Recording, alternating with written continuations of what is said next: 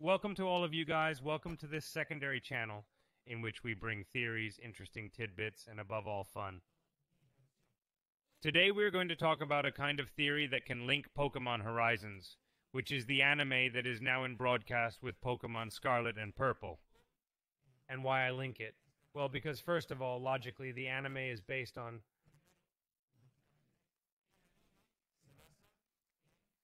Paldea in the game of Pokemon Scarlet and Purple. Although, well, it may be that one is based on the other and the other is based on the one. But, well, that's not the point. What has happened? Well, in one of the last chapters, which, by the way, you have a channel over there, which is a tertiary, quartiary, quintiary channel of mine, in which you have the chapters to download, where you have the chapters to watch every Friday, right? You have links. Well, I'll upload a video with a link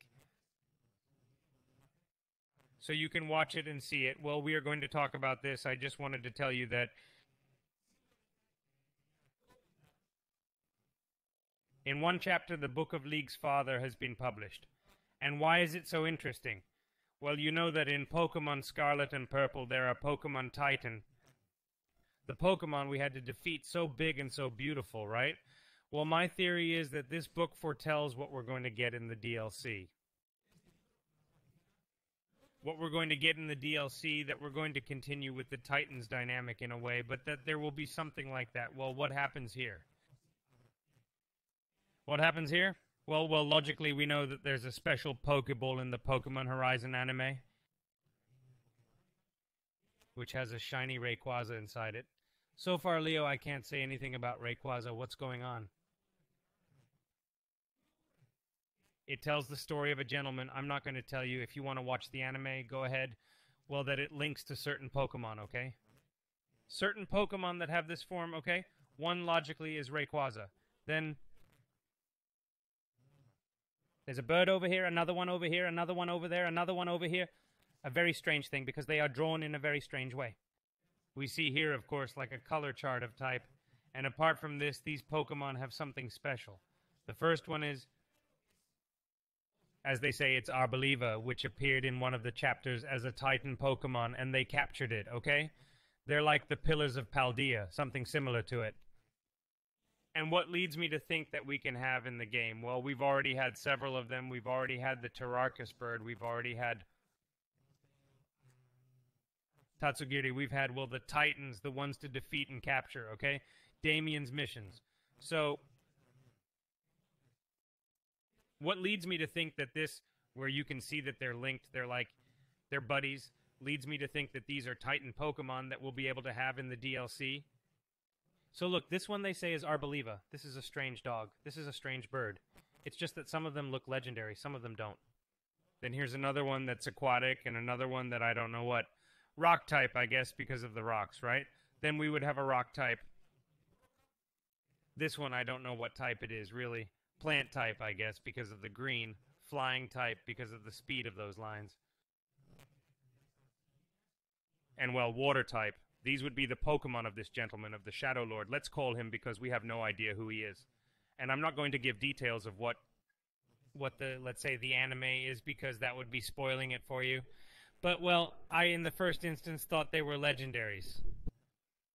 I thought they were pure legendaries, which, well, we would see them interact with the characters in some way, but no. It seems that everything points to the fact that they're not. And obviously, we have a lot of theories already circulating around here. In fact, I'll leave them here.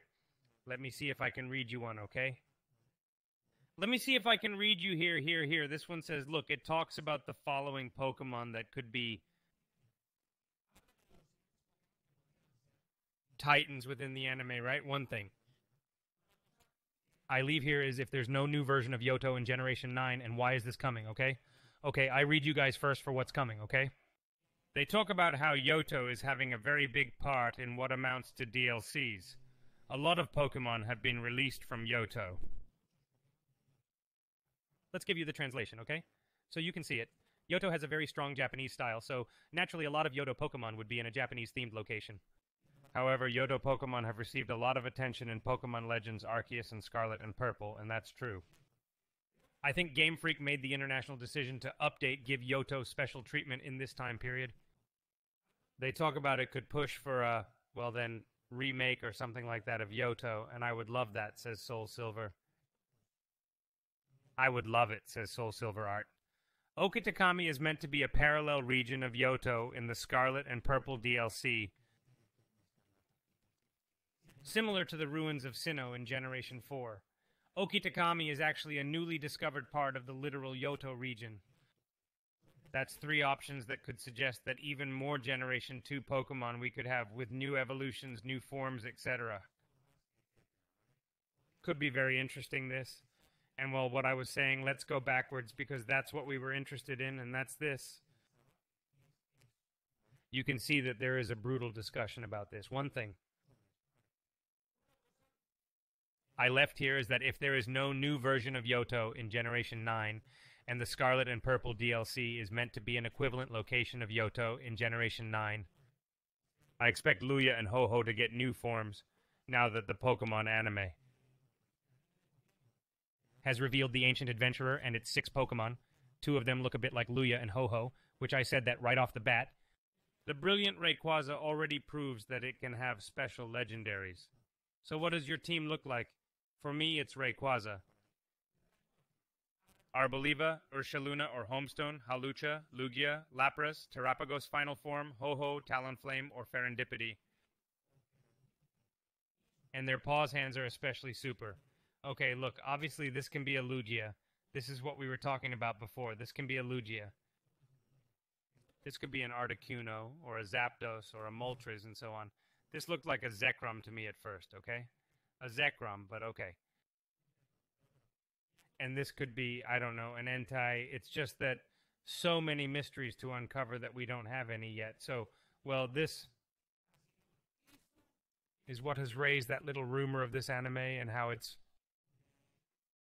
this anime, and since it's linked, we have to wait to see what happens in the anime to see if it happens in the DLC. So guys, I just tell you that I hope you liked this video, enjoyed it, and leave me your theories in the comments. It would be nice to hear what you guys have to say about it.